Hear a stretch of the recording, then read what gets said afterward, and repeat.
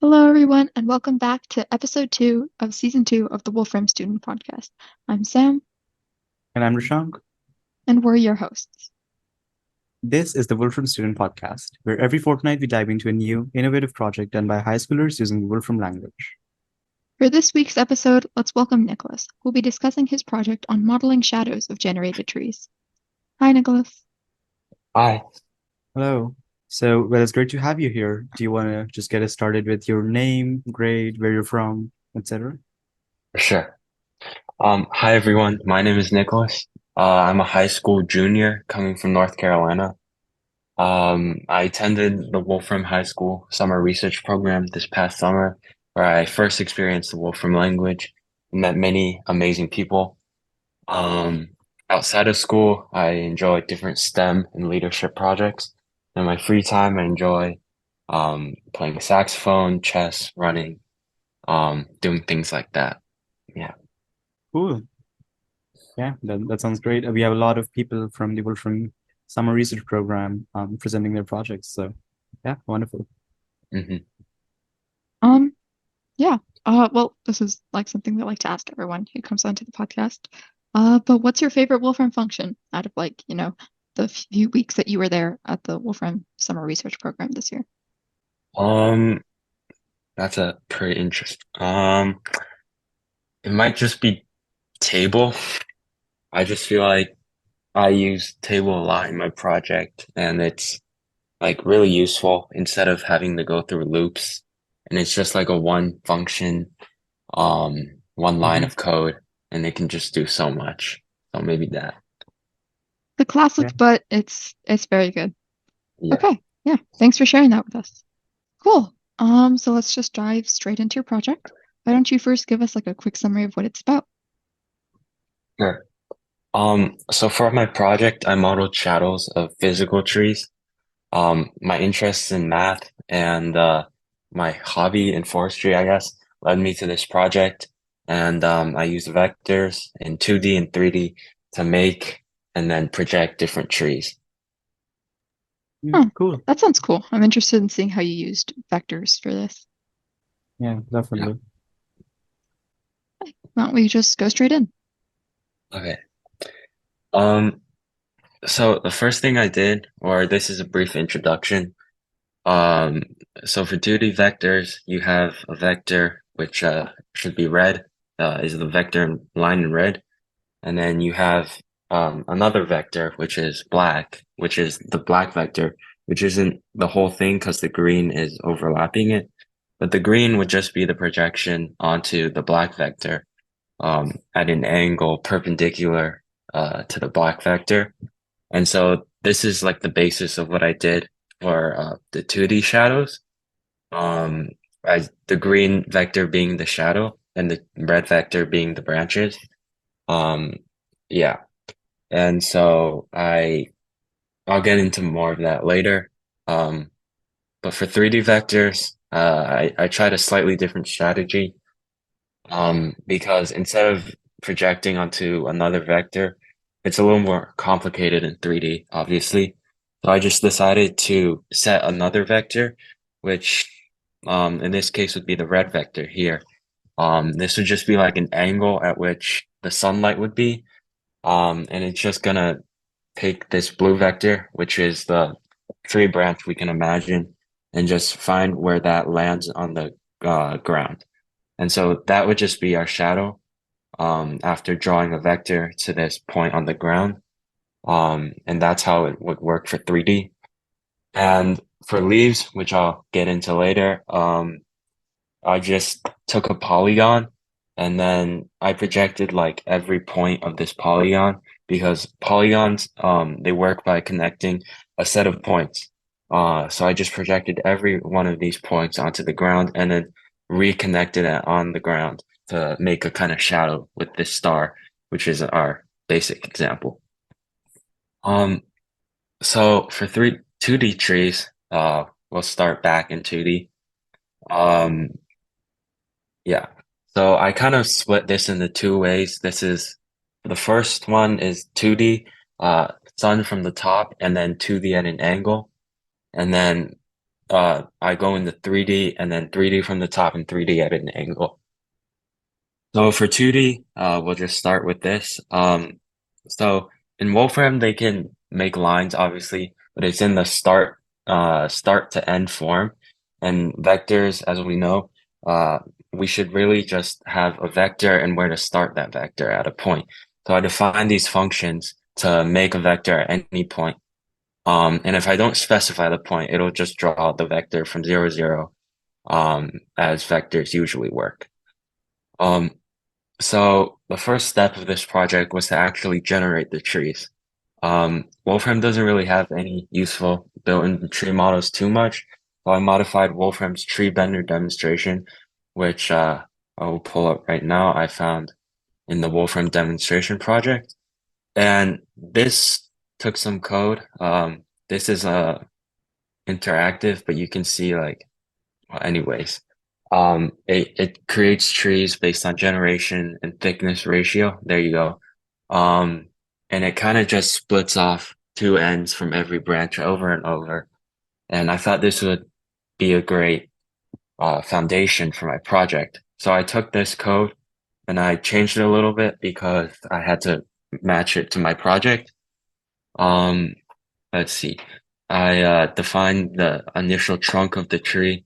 Um, And then I defined the initial X and Y mirrored endpoints of the branches. This is important because you have to have branches on both sides of each branch. Um, and then it branches out. The demo, then what it does is it takes every point and adds this to the dot product of the vector of the line and the endpoint of the first branch point. And honestly, I'm not completely sure of how the math works, but because I sampled it, but this is like all to add predictable variation, you might say, in these leaves. Because like every time you regenerate this tree, it's gonna look slightly different. And then it just does this over and over. And you can see this three right here is the amount of generations. We can see there's 1, 2, 3 generations. And generally in this project, we're gonna be doing trees with smaller generations because it's when you have a lot of generations, it gets more computationally heavy when you model shadows and whatnot. So we get our tree like this, which is great. And then I have to do a little bit of modifying to this because in this tree, we're drawing with the line function, which isn't really what we want because we defined our own vector function. The main difference is the line function takes a start point and an end point when I really want a start point and the vector to the end point. Um, and and to change this, I really just have to do some list manipulation. Because start end, if you want it to start, you just find the vector between the start and the end. You just do end minus start. So we just take our list of points for this tree, and we just uh, do some list manipulation onto our list, and then we can display the tree with our own function, which is great. Um, right. And here's an example of an 8 generation tree. A side note for this project is that these trees aren't really too realistic because I am using Wolfram demonstration, project demo. And so, uh, these trees, the whole, uh, basis of making these trees is that you get random points from each endpoint. So the trees really just obviously real trees don't grow randomly. They have certain patterns, but I didn't really have the time and it would be great future work to develop trees that are more realistic for shadowing. Um, Yeah. yeah, I don't know. That tree looks really realistic to me. I guess except for that one really long curve. yeah. But that looks really cool. So I guess when you're applying shadows to this, do you just take your shadows function that you created earlier and apply that to every single branch? Basically, yeah. Cool. Um, yeah. Uh, so I'll get into that now. This is a lot of code, but you can from the simplest case, we can see that if this line is the branch, we might see, well, this is from the top down, but if you see this line is the branch, this would be the vector you project onto, let's say, and then this would be the shadow on the ground. And then another thing I thought of was to put in like an opaque shadow, transparent shadow all over it. And obviously there's shadow above the branch, which doesn't make a whole lot of sense, realistically, but I think it creates some pretty cool visualizations later on. Yeah, and so if we apply this technique to all of our branches, we get something like this, which is pretty cool. And if you look under the branches, you can see the shadows stacking on top of each other. You can see which parts would theoretically have more shadow and which parts would theoretically have less shadow. Yeah, so this would be our top-down function. Then we go on to angle functions. This one is a little bit more complicated because if you look at this, in reality, you're projecting onto a vector that is this line right here, but you'd have to extend this line. So in my code, what I did was I found the slope of that line basically, and then I made a vector, a line with that slope, coming from the top. And then again, I do this opaque polygon. And actually to get into this code a little bit more, basically each of these vectors is a line in this projection. You can see I have little notes. This would be the distance between the point and the projection, which would be like this line. Project onto would be like this line. And then it just every one is a line. And then I should have a polygon function with embedded into this function, which is basically the same function but with less lines, so that we can see it. It'll show up later, but we'll be able to see it better. You can see the angle projection. This is the simplest case. And then we can apply that to the whole thing again, and we'll get something like this, which is cool.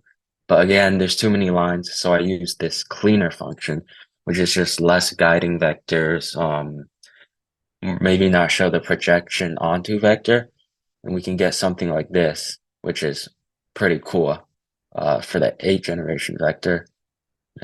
Let me see. Wow, that looks really cool. Yeah. So this is just taking the shadow of every single vector, assuming like the sun is like in the top left corner kind of thing. Right.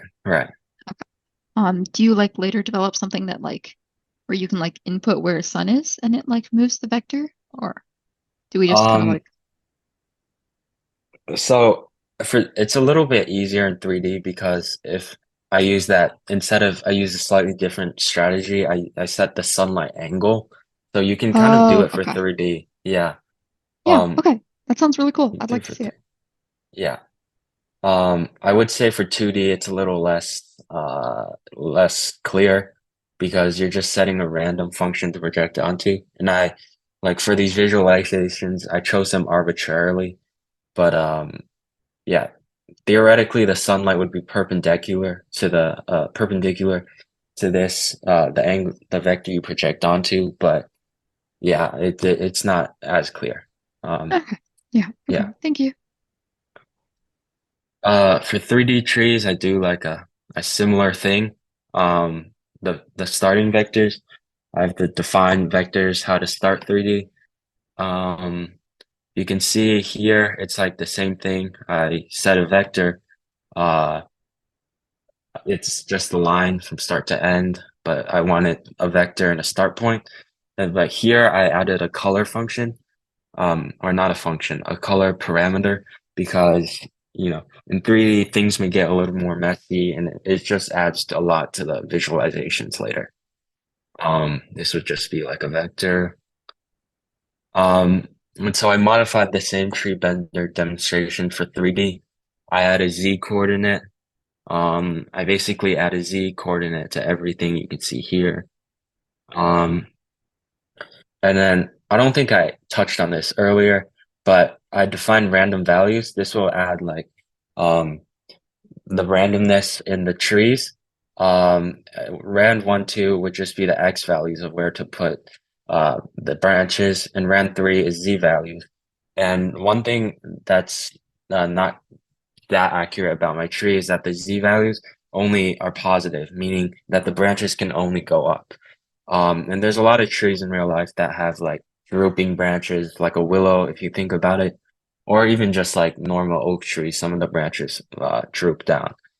Yeah, I was Um, about to ask yeah. exactly that question. I was like, is there a particular reason why the Z coordinate only has a positive like offset added to it? Kind of just curious. And did you try like doing the negative thing, and did that cause it to like go below the like 0 point? Because like underground branches are obviously Hmm. unrealistic. But did that Right. happen? Yeah. Yeah. So I originally had it in the negative, but the trees I were getting were just like so unrealistic. It was just like a bunch of lines and super messy. And because if you have like up, down, it like a branch would never do that. And so I actually never saw it go below the ground, but I'm sure that's definitely possible. Yeah. Got it. Yeah, that definitely makes sense. Like if it's going down, it's gonna be like going straight down or like curved down, but not like Right. oscillating between. Yeah. That's pretty, Right. yeah. Yeah, I guess that's one of the problems with not creating my own. Well, I mean, just like sampling up another person's code. Um, right. Uh, so I basically do the same thing, um, as the 2D, trees, and I guess something like this. I set it to be brown because the branches are brown. It's pretty cool. For 3D projections, again, I set the angle, and each line is essentially a vector. I set something like this. Um, this what I would say with this part, 3D made everything a little bit harder. And again, I form a polygon between each of these points. Um, right. And I get something like this. Um, well, actually for this one, for the top down, I took a little bit of shortcut because I don't actually need to find the angle. I can just set the Z coordinate to 0. Um, And so you get something like this, which is pretty cool, but it's a little bit messy. And you can mess around with the visual settings to get something like this, setting like the background and things like that. Um, right. Yeah, this Uh, looks pretty neat. I agree. And I think, it was great that you did this for the 2D case first, because mhm. otherwise jumping straight to 3D visualizations without any like 2D grounding could have Yeah, been tough. So yeah. yeah. I would say that the 2D was definitely a lot easier. And actually, I spent most of my time in 2D, during camp. Um, I got the 3D out much quicker than the 2D, which really surprised me actually. But I had the 2D foundations, and by that point I was rolling with my project. Um, yeah, I guess I'll continue. This is like a simplified, just less vectors. It just looks like a bunch of scribbles, honestly, but I mean, it's pretty cool. Um, angle, again, angle, I had to find the intersection point with the ground. So I just used the formula for the slope, or I mean the intersection point, I guess. Um, and then I put it into a function so that I can take any vector, set an angle, and it'll find where that point is. And using these points, I can using these intersection points, I can draw vectors starting from somewhere and going to somewhere. And that's what each of these lines do. They're each a vector again. You can see I'm finding the intersection point for the different vectors and then drawing with these intersection points throughout the code. And again, I'm doing the polygon. And so this is ultimately what my project comes to. It's these angled 3D projections, and then of course I do the polygons again, and then I can mess around it again to get something like this. Um, right. And then again, I get rid of some of the vectors and I get something like this. And if I want to change, uh, the angle, we can see different things like this. You can see a relatively higher X value, a Y value and a Z value, which is actually, you can see different angles and it's actually quite realistic in this image collage. Um, yeah. And then I had a little bit of extra time in my project, so I added leaves. Um, so the first thing I did was take a picture of a leaf and mesh it. I got a set of points for these leaves, of this polygon of leaves. And so I messed around with these coins to scale it back down to our tree. Um, and then I just did a little bit of manipulation with these points to get different things. And one advantage of leaves is that I can just take an image from anywhere because leaves in real life are 2D, but it's just going to look like a plane in 3D. So I can really just add a Z coordinate of 0 to these points to just put a leaf in here. So that's one advantage of a leaf. Um, then I set a function to put a leaf at any point, and then finally I apply these leaves to the endpoints of my branches, which is pretty easy to do because my tree basically just is um, a set of points, and my vector function just draws the vectors or lines between these points. And then one more touch I do is I randomly rotate these leaves using the rotation transform function, or actually I rotate the points, and then I get something like this, which is cool. And then I just put it on my tree, and I get a tree with leaves. It's pretty cool. Um, Top-down leaf shadow. If you remember, I find the intersection point of each of the points of the leaves and then connect them back on the ground. So we'll get something like this for the leaves. And then I just show this together with our earlier created tree, and we get a really cool projection. The angle, it's the same thing as before, but with leaves. And you get something like that. Just pretty cool. Um, yeah, the leaves really were not too much of a hassle to project. I guess it was mainly, yeah, because I had the foundation from the 3D. And I just basically did the same thing. You can see relative higher X, Y, and Z values. And again, because it's a visualization project, we can mess around with the settings and whatnot.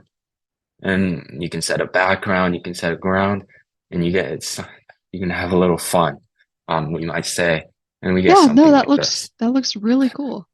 Yeah.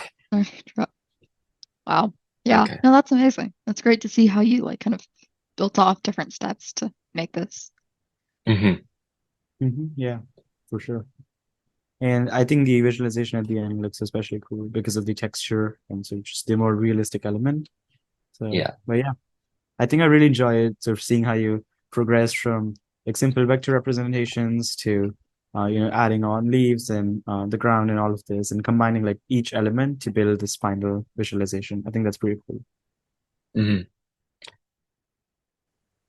Um, so I guess the conclusion of the project is that I have coded functions that successfully model the shadows of trees, and then I can, given any random tree and any tree left um, leaf generation, I can create an accurate shadow projection. And the thing is, with my project, I can use this with any set of vectors and any set of polygons. So it doesn't have to be trees. It can be like something else. It could be like maybe the Eiffel Tower, or maybe the only limitation, I guess, is that with vectors, it might have to be like stick-like. So I can model shadows of something like that. Anything. Um, there's still work to be done because for my trees, obviously the generation isn't entirely realistic, nor able to be mapped to different species of trees because different species of trees grow differently. There's different leaves. And in the future, I hope to create algorithms that will create species specific trees, with different sets of vectors. So I can analyze like different shadows for different trees and perhaps connect it a little more to real life. And also the leaves in real are only found on the outer edges of the branches. In real life, the leaves are found throughout the tree, throughout the branch. Um, so there's that. Cool. Yeah. That's great. Yeah, it was really awesome to see your project. The tree shadows came out really nicely. Um, anyway, Thank I you. guess now that you've like done this entire project, do you have any thoughts about like the Wolfram language, whether or not like I don't know, what have you learned, I guess, about it? How do you think it compares to like other languages? Thoughts like that. I thought the Wolfram language was really, really cool. Because coming into this camp, I knew very little. I knew the basics of Wolfram, and I was completely like perplexed as to how I was going to create a very specific project with incredible visualizations, with the Wolfram language. So I thought it was really cool because Wolfram language has like an ease of accessibility. There's a lot of built-in functions, and for the most part, the language is very clear and straightforward. And so before this, I've only other done basic coding in like Java and Python. In Wolfram, it's like you can be new to Wolfram and you can be creating really cool stuff in a very short amount of time. You can see like with all the projects in the Wolfram High School program. And a lot of those people are new to Wolfram. And so that's what I really like about Wolfram and why I think it's really unique. Cool. Yeah, I definitely agree. It's certainly a unique language. And I know you've talked a lot about, the future improvements that you've identified for this project, which is really cool. Do you have any other interesting projects in mind that you might want to try out or just try to implement? Yeah. I am thinking about, more shadows, more maybe applied math. Currently I'm doing WELP, which is the program that follows the Wolfram High School summer program. And I'm taking a bit of a different turn. We're looking to do something in chemistry, which is also going to be cool. It might be a little different than visualizations, but it'll be really interesting to explore another aspect of the very broad Wolfram language. Mm-hmm. Yeah, that Definitely. sounds really cool. I'm looking forward to seeing your WELP project when it comes out. Mhm. Yeah, for sure. I think WELP is a pretty, suitable follow-up to the Wolfram Summer Research Program. And yeah, I'm sure you'll learn a lot. I actually know a Right. person from my year, I think Sam might know him too, who did a computational chemistry project, and it was definitely some of the coolest work I've seen. Yeah. I'm really looking forward to it too. Anyway, thank you so much for coming on and sharing your product with us. It was really great. And yeah, best of luck to your chemistry project and any other stuff you do in the future. Okay. Thank you for having me. Thanks for listening to this episode of the Wolfram Student Podcast. We hope you learned something new and took away insights from today's discussion. If you want to be featured in a future episode, fill out the form at tinyurl.com/WSP-S2-interest. And be sure to tune back in 2 weeks' time to hear our next episode. Once again, thanks for listening to this episode of the Wolfram Student Podcast.